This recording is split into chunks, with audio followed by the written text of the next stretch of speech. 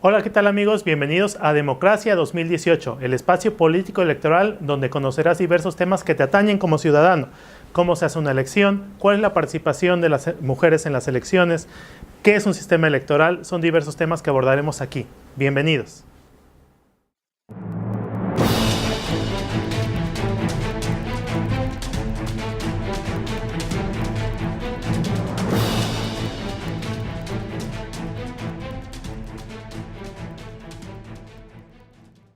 Hola, ¿qué tal amigos? Bienvenidos a Democracia 2018, el espacio político electoral donde puedes enterarte de todos tus derechos que atañen a la ciudadanía y participar tanto en este proceso electoral que ya hemos vivido como a lo largo de toda la vida democrática del país.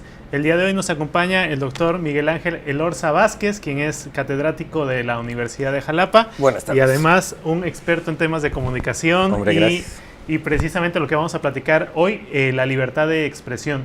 Un tema muy importante y que sin duda influye en muchas de las actividades que como ciudadanos ejercemos dentro de la democracia, tanto para manifestarnos como para seleccionar o escuchar, ¿no?, de múltiples fuentes de información lo que está ocurriendo. Así que si nos permite, doctor, vamos a escuchar primero un sondeo. ¿Qué opina la gente acerca de lo que es la libertad de expresión?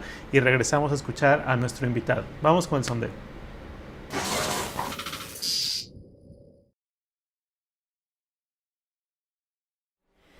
La libertad de expresión, bueno, cada individuo tiene su propio o sus propias ideas, sus propias ideologías, las transmiten de diversas maneras en medios sociales o en redes sociales.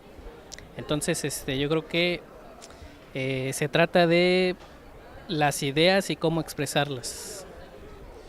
Yo creo que la libertad de expresión tiene que ver primero con una responsabilidad, tener en conciencia que cada cosa que se dice o que se haga, todo el mundo tiene la libertad de hacerlo, pero con la conciencia de que hay una responsabilidad detrás, porque todo lo que se dice genera una reacción, consciente o inconsciente, y las reacciones regresan en algún momento de alguna u otra forma. Bueno, ¿cómo se debería entender como la referencia real? Como la libertad para exponer ideas y como la libertad para exponer condiciones y puntos de vista. Bueno, la libertad de expresión es precisamente tener esa apertura de criterio para poder decir lo que se piensa, siempre y cuando no se afecte a nadie en especial. Es un derecho común que tenemos todos los ciudadanos para poder expresarnos, ya tanto sea como nuestros actos o pensamientos, pero que no afecta a la comunidad.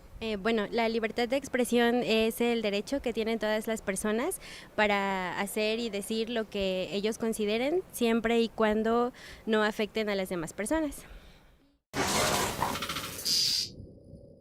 Pues bien, como siempre, interesante y enriquecedor escuchar al público. ¿Qué podemos opinar acerca de esta pregunta, de este concepto, la libertad de expresión? Bueno, primero, a mí me parece muy interesante decir que luego del sondeo, sí, la noción de la libertad de expresión está presente en la gente. Quizá lo único que faltaría es esa pulsión, por decirlo de alguna manera, para ejercer el derecho a la libertad de expresión. ¿Qué es la libertad de expresión? Bueno, es poder decir lo que queramos, lo que sintamos, sin dañar a un tercero, me parece. Poder decir nuestro pensamiento político, nuestra perspectiva estética, cualquier dimensión del orden social, poder comunicar al resto de las personas eso que traemos dentro. Okay, muy interesante, y como dice, más o menos coincide con lo que el público percibe acerca de este concepto. Pero bueno, ahí está en el propio concepto uno de los temas importantes, ¿no? Existen entonces límites a la libertad de expresión. Una persona tiene la libertad de poder manifestar lo que siente, lo que piensa, lo que quiere decir o opinar acerca de algo, pero existen límites. ¿Cuál podría ser algunos de los límites que tiene la libertad de expresión?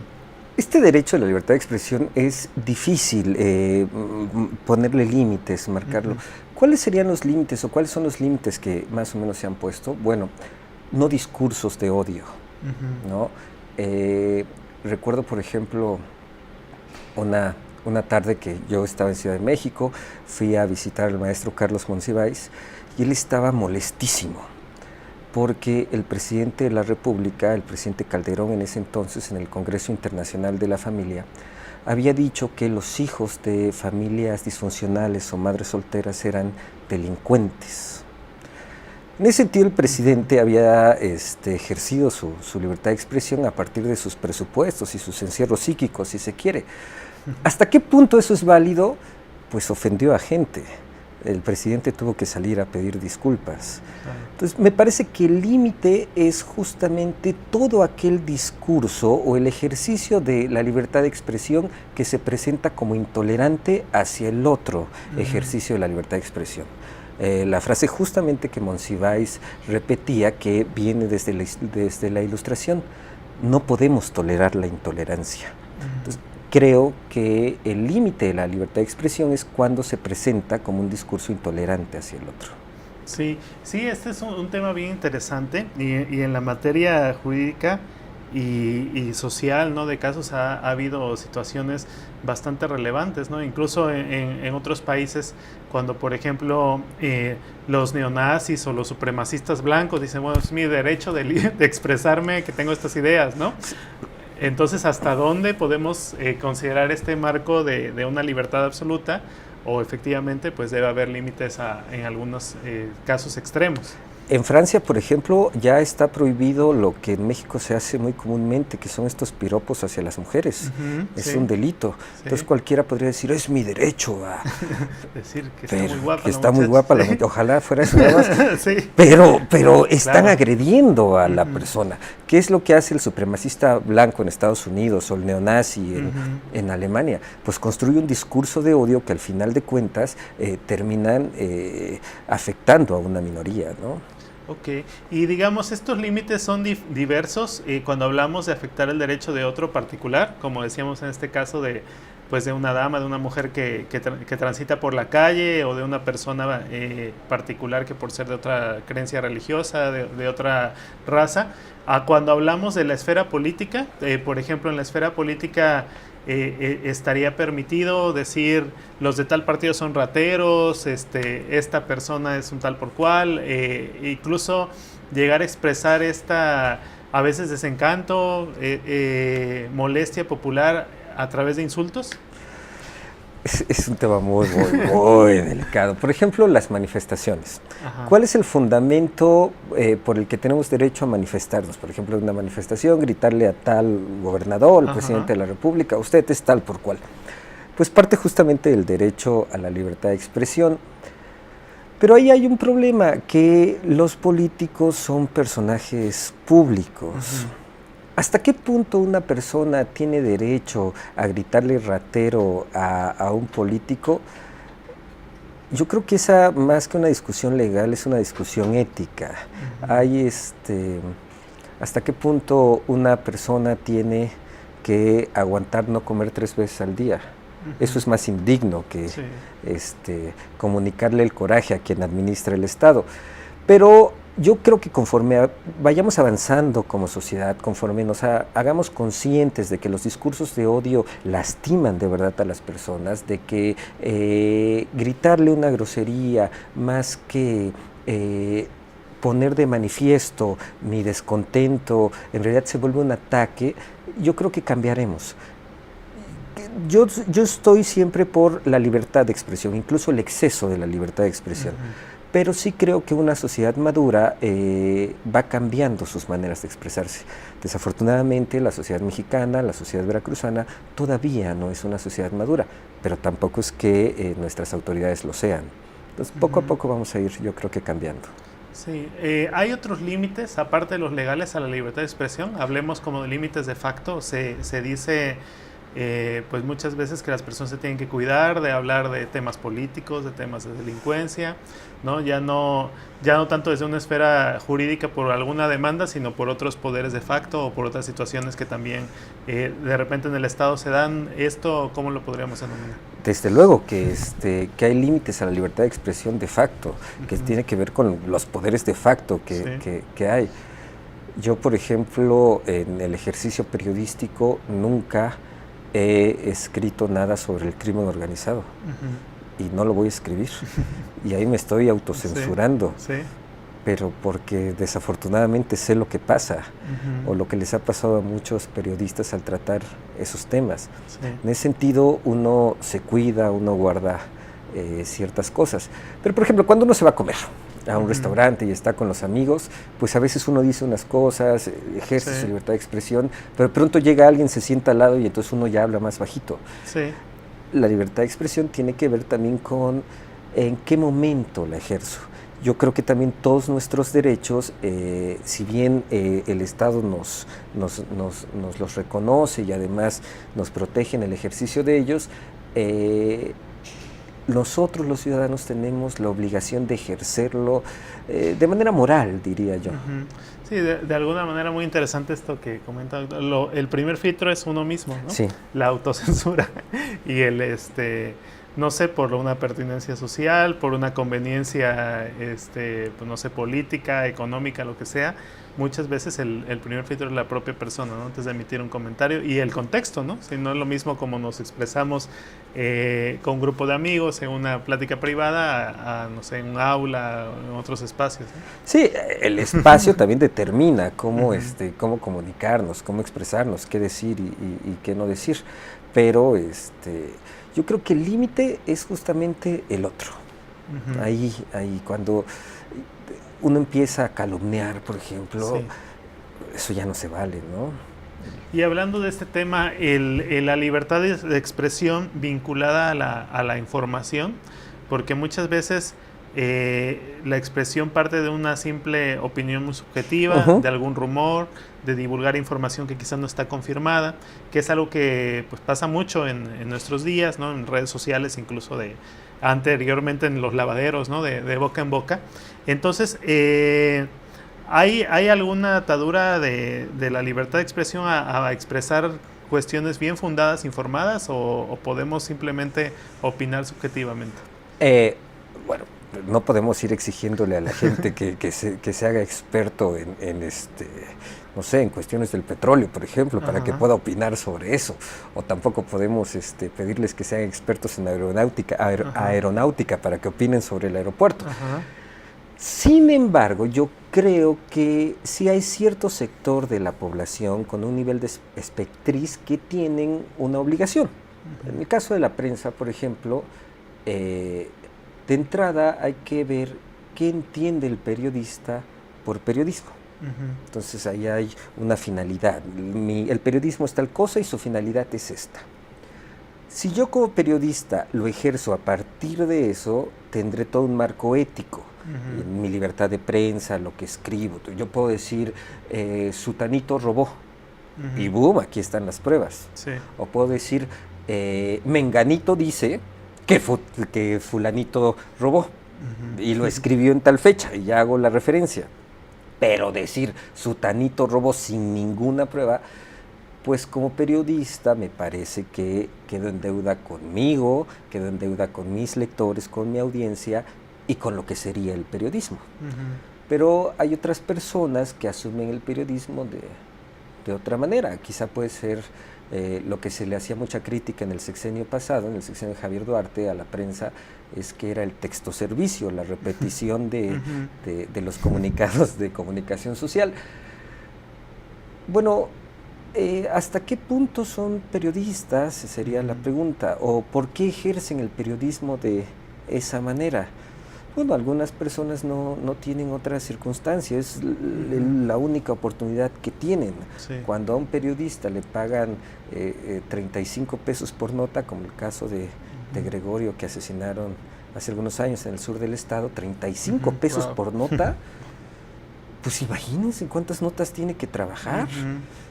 Cuando de pronto llega el narco y le dicen, les ponemos ahí una sala de redacción y además les damos celulares y les damos una laptop, pero solo publiquen estas cosas, pues ahí hay un dicho, ¿no? Que es plata o plomo. Pues no queda de otra. Entonces, yo evito mucho ahora hacer el juicio hacia el periodista que a veces no cumple con la finalidad del periodismo porque no conocemos sus circunstancias. Sí. Sin embargo, sí creo que el periodismo tiene una finalidad y que hay un marco ético que deberíamos suscribir. Muy bien. Bueno, esto nos liga la libertad de expresión a otro derecho muy interesante, que es la libertad de prensa, ¿no? Entonces, vamos a continuar platicando de este derecho, si nos permite, después de un corte. Es breve y también ustedes quédense con nosotros para continuar hablando acerca de este interesante tema.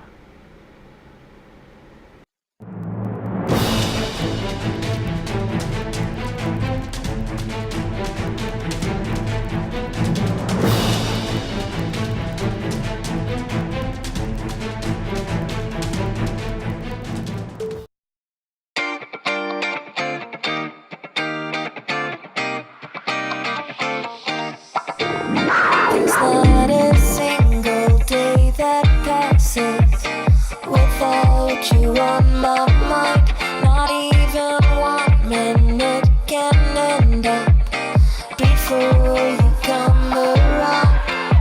I yearn for the days when I see your face here before me.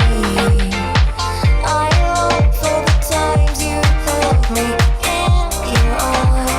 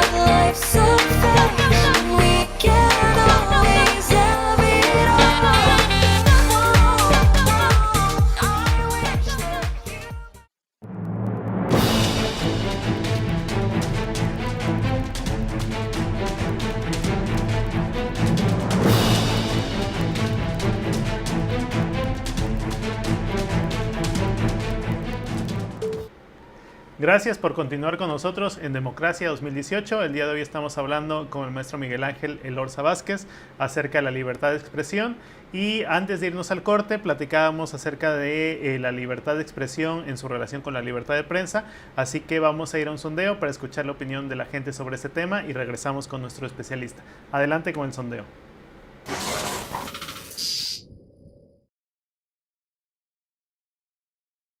Bueno, la libertad de expresión depende a cada individuo, porque la libertad de expresión, yo creo que cada persona dentro de la sociedad tiene sus propios puntos de vista. Entonces, la otra pregunta que me dijiste tiene que ver más, o está más enfocada hacia los medios que trabajan este tipo de expresiones. Por ejemplo, la radio, la televisión, son, yo creo, más profesionales que la primera.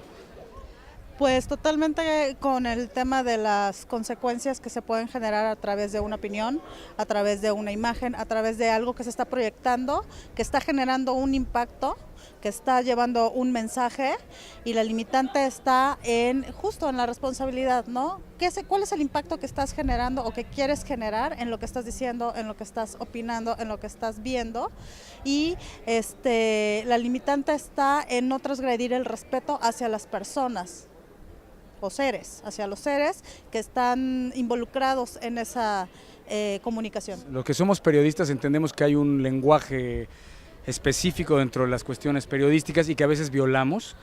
Hay otro escenario terrible que es en donde nosotros mismos nos cooptamos cuando tenemos cosas que decir. Y la libertad de expresión, pues, es un medio social, es el medio o el vínculo con el que nosotros podemos comunicarnos con el mundo.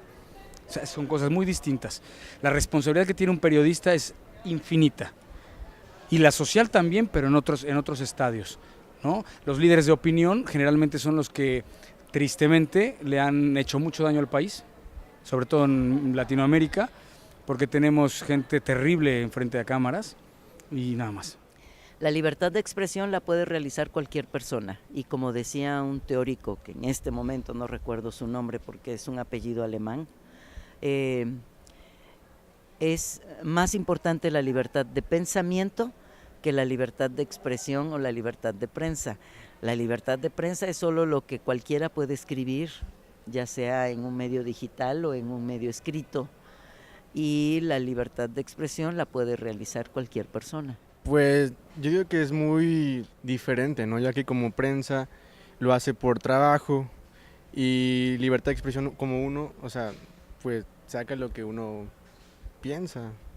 Bueno, la libertad de expresión yo creo que la ejercen todas las personas y la libertad de prensa tiene que ser un poco más cuidadosa porque es información ya más detallada y más exacta que llega a todas las personas. Bien, pues interesante el tema de la relación entre estos derechos. Doctor, ¿qué podemos opinar al respecto? Bueno, la libertad de prensa me parece que es fundamental para un Estado democrático. Ahora que se habla mucho de la reforma que está de moda, digamos, en el país, recordaba un texto, justamente de Monsiváis, en el que refiere que durante el proceso de la reforma en México, alguno de los intelectuales reformistas escribió criticando de manera muy, muy fuerte al catecismo Ripalda. Y nunca la reforma, el presidente Juárez y todo el movimiento, prohibió la impresión del catecismo Ripalda, a pesar de que ellos creían que era un libro que encerraba a las personas en sus conciencias. Yo creo que a partir de ahí y toda la construcción del Estado que viene, la libertad de prensa, por lo menos en el discurso, ha estado garantizada.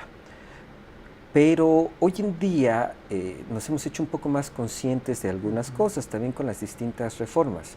Por ejemplo, a partir del nuevo Código Penal, ya no podemos decir el ladrón o el asesino, ¿no? Sino ponemos el presunto asesino, sí. Porque si el Estado tiene la obligación de respetar la presunción de inocencia, pues también los periodistas la tienen. En ese sentido, si bien existe la libertad de prensa, va habiendo reglas que norman este ejercicio. Me parece que es muy importante la libertad de prensa, respetando siempre esas normas. A veces algunos periodistas venden, por ejemplo, una columna de opinión, ¿no? O de pronto un medio de comunicación presenta una información que en realidad es un comercial, como si fuera una nota periodística. En ese sentido, eso es lo que hay que limitar, entre comillas, o normar, pero la libertad de prensa debe ser total. Sí. Este concepto de libertad de prensa, ¿hasta dónde ya está superado? Porque como bien comentabas, pues parte de una etapa de la reforma en México al menos, y posteriormente en la revolución se retoma también con toda la importancia que tuvieron los medios impresos en el surgimiento, ¿no? de las ideas y en la crítica al entonces presidente Porfirio Díaz. Y bueno, prensa nos remite al medio impreso, ¿no? A los diarios propiamente, ¿no? En ese contexto surge. Y ahora, por ejemplo, platicaban las personas cuando se habla de la radio, cuando se habla de la televisión y ahora ya noticieros a través de internet, ¿no? Portales de noticias que prácticamente ahora están mucho más en boga o mucho más utilizados como fuente de información que en sí el diario ya impreso. Todavía podemos decir o todo esto lo abarca la libertad de prensa, es ya una realidad que queda muy amplia para un concepto, o al revés. Yo creo que las audiencias han cambiado, los medios han cambiado y esta noción, por supuesto, tiene que cambiar e irse actualizando. Hoy en día se aplican los mismos conceptos y el mismo marco jurídico al, bueno, más o menos el mismo, al que conduce un noticiero de televisión o al que publica una columna en un medio impreso o digital. Me parece que a partir de los distintos públicos y las distintas plataformas tiene que haber un marco jurídico que las incluya o que piense. Por ejemplo, McLuhan decía, el medio es el mensaje, pero debemos tener cuidado con lo que, por ejemplo, publicamos en Twitter o en Facebook. Yo he visto cada cosa en Facebook, uno dice, qué bárbaro. Las cosas, mentiras, verdades a medias, acusaciones sin fundamento, y las replican, y luego no sabemos quién las puso, porque luego ni las firman. En ese sentido, me parece que tiene que haber más que un marco jurídico, en ese sentido sí una conciencia ética. ¿Qué pasa si un medio de comunicación publica tal o cual cosa? ¿Qué pasa si uno como usuario, aunque no sea periodista, publica tal o cual cosa? Entonces, me parece que tiene que haber una conciencia ética más el marco jurídico. Cuando, digamos, intencionalmente hay una vocación o una intención de no darle seriedad a un comunicado, aun cuando se haga a través de un medio impreso o electrónico, anteriormente todavía es algo con mucho impacto, las famosas caricaturas que hay en un periódico, ¿no? Y ahora en el internet tantos memes, ¿no? Que ahora en este último sexenio del presidente Peña Nieto, pues prácticamente detonó tanto él como la figura y cantidad de memes que hasta él mismo en su discurso refería, ¿no? Para que me hagan más memes.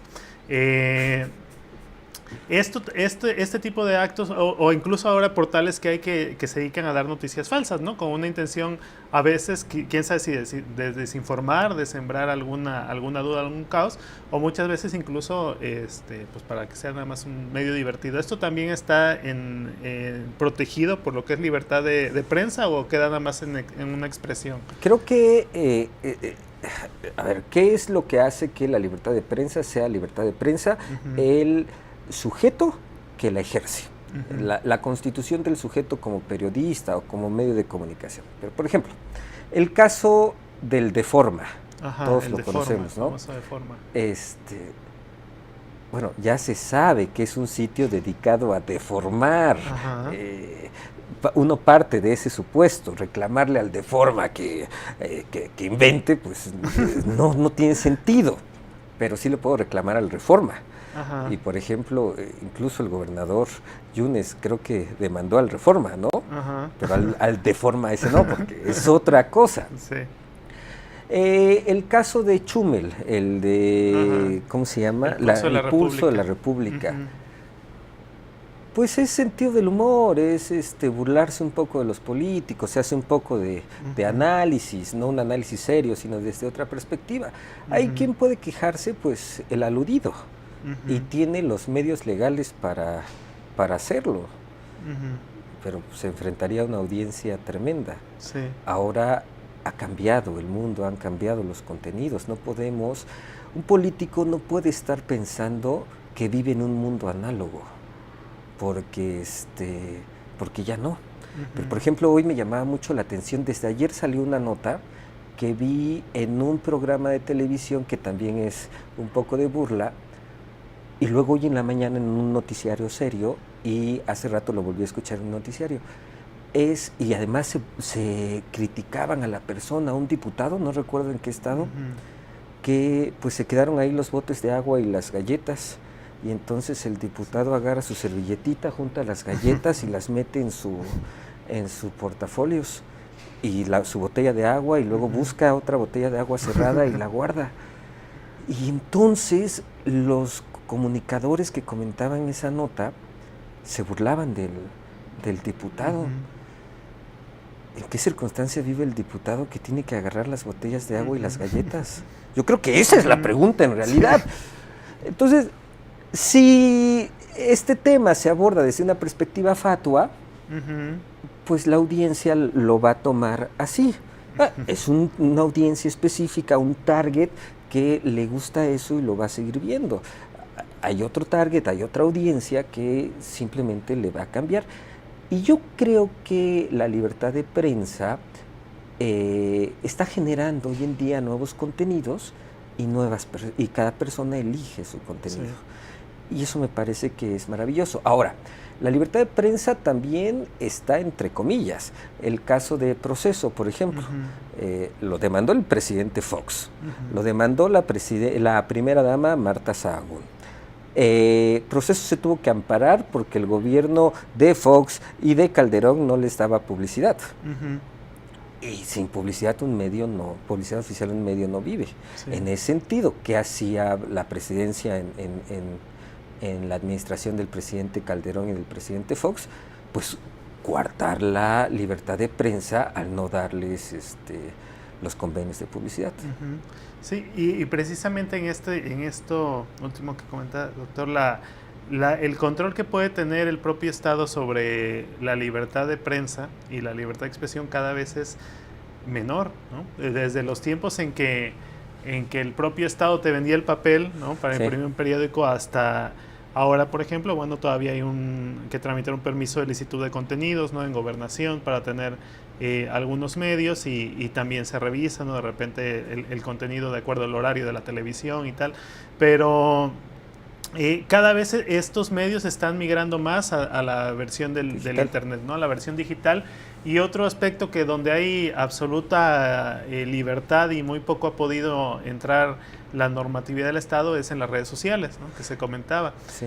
En muchas redes sociales tienen sus propios mecanismos de autocensura, pero aquí el programador es el que se vuelve el legislador, ¿no? Por ejemplo, en YouTube hay muchos filtros respecto de contenidos ofensivos, raciales, estas cuestiones. Algunas redes como Instagram igual contra pornografía y cuestiones por el estilo, pero es el propio programador el que pone sus límites y pone las posibilidades de reporte, y el Estado cada vez tiene menos posibilidad de entrar a esto. ¿Hay mecanismos para regular las redes sociales o en esta parte se opera una libertad de autorregulación absoluta? No, bueno, primero decir que el Estado, no solo en México, sino también en Europa, incluso en Estados Unidos, ha intentado intervenir en las redes sociales. En México tenemos el caso paradigmático de la ley Duarte y la ley Fallata, que falló. Bueno, y sobre todo en España es donde se han dado más casos. Tenemos mucho en común, no solo el idioma, sino aquella noción de culpa, etcétera. Bueno. Y en el caso de los programadores o la propia red social, ahí se han presentado cosas muy interesantes. El caso de Instagram. Recuerdo un caso de una usuaria que subió una fotografía amamantando a su hijo. Y Instagram la censuró. ¿Por qué? Porque se le veía un seno. Y ahí está una discusión, a partir de cuándo se entiende la pornografía. Y entonces lo que decía Instagram es que puede ofender al otro. Entonces ahí parece que ya hay un nivel marcado. ¿Cuándo ya no lo publicamos? Cuando ofende al otro. Cuando Facebook nos da la oportunidad de decir esta publicación no me gustó por tal o cual motivo, y entre las opciones es discurso de odio, ataca a una persona en específico, utiliza mis fotografías, etcétera. Entonces, parece que el mundo digital sí obedece al mundo real, por decirlo de alguna manera. Y a partir de ahí se empiezan a construir un marco jurídico. Hoy en día, por ejemplo, tenemos en Veracruz, ahí sí es uno de los estados punta. Ese tema me interesa mucho por mis alumnas y mis alumnos, que son susceptibles a eso, pero todo el mundo. Cuando una persona publica una fotografía de una tercera persona sin su consentimiento, está cometiendo un delito. En Veracruz ya tenemos ese marco jurídico, y eso es muy importante. ¿Por qué? Porque está poniendo en evidencia, está violentando la personalidad, el propio derecho a la intimidad que tiene cualquier persona cuando otro sube una fotografía.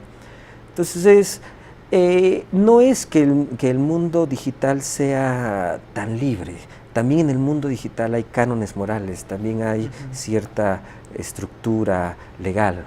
Sí, el caso del Twitter, ¿ahí hay filtros o es más libre? ¿Y por qué es una red que se ha utilizado mucho en temas políticos? Incluso pues el caso de Donald Trump y otros gobernadores, presidentes, mandatarios que prácticamente a través de esa red dan comunicados oficiales, ¿no? Twitter es muy interesante porque es justamente una red social digital que se convierte en un medio aparentemente oficial. ¿Por qué? Porque fue la primera red social que empezó a ponerles la palomita de verificado a esa red social. Entonces sabíamos que en efecto esa cuenta era del presidente, del gobernador, del secretario o de la secretaría. Y en Veracruz está siendo paradójicamente punta de lanza de este tipo de cosas. Una periodista muy reconocida en el estado se amparó porque el fiscal la bloqueó en Twitter. Entonces, ahí está una discusión muy interesante. Lo que hizo el juez fue darle la razón a la periodista y está obligando al fiscal a desbloquearla, ese acto tan sencillo. Bueno, ¿cuándo bloquea una persona a otra? Pues cuando no me gustan los comentarios que hace y le doy bloquear, así de simple, pero yo soy Miguel Elorza, yo no tengo ninguna obligación con el Estado. Incluso yo creo que el fiscal pudo haber puesto nada más su nombre y ya hacer su red social digital personal. Sí. ¿Qué es lo que está tomando en cuenta el juez aquí? Bueno, primero que esa cuenta dice señor fiscal. Entonces, está utilizando su personalidad jurídica para esa red social. Segundo, el contenido de la red social. Si se observa, es un contenido institucional. A partir de ahí, el juez considera que este servidor público tiene que desbloquear a esta periodista porque si no está violentando varios de sus derechos, el acceso a la libertad, el derecho a la libertad de expresión, el derecho de acceso a la información, etcétera. Entonces, en ese sentido, estamos construyendo un marco legal, pero poco a poco, porque las redes sociales digitales vinieron, nos cambiaron el mundo. Sí. Y apenas estamos diciendo qué pasó, descubriendo. Ahora, podemos bloquear a alguien, elegimos a quién seguir o a quién no. En ese sentido, las redes sociales digitales no distan mucho de las redes sociales de toda la vida, sí, ¿no? Es correcto. Pues muy interesante este tema. Algo que pudiéramos agregar para recomendarle a la audiencia, ya sea para informarse acerca de sus derechos o acerca de cómo ejercerlos, de cómo utilizar sus redes, de qué tipo de medios ocupar, cómo discriminar entre una información y otra, para cerrar esta temática. Yo lo que comento mucho con mis alumnos y mis amigos es seguir a todo mundo, leer a todo mundo y sacar nuestros puntos de vista. ¿Cuál es la tendencia, por ejemplo, hoy? Y a partir de esa tendencia que veo en Twitter, puedo ver un montón de puntos de vista, desde los diarios, los columnistas o cualquier persona. Sí. Y algo muy importante, cuando yo le doy like o retweet, en este caso a un tweet o a una publicación en Facebook, eso es suscribir lo que tal o cual persona dice.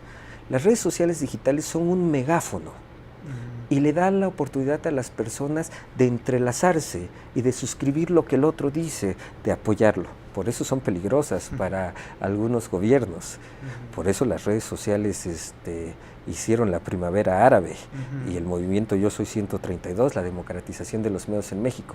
Entonces, en ese sentido, tomar esa conciencia de que son un megáfono, de que cuando doy like, retweet, suscribo lo que esa persona dice, y puede ser para pelear por los derechos humanos o incluso para ofender a una persona, y ahí hay que tener cuidado. Sería ese mi comentario.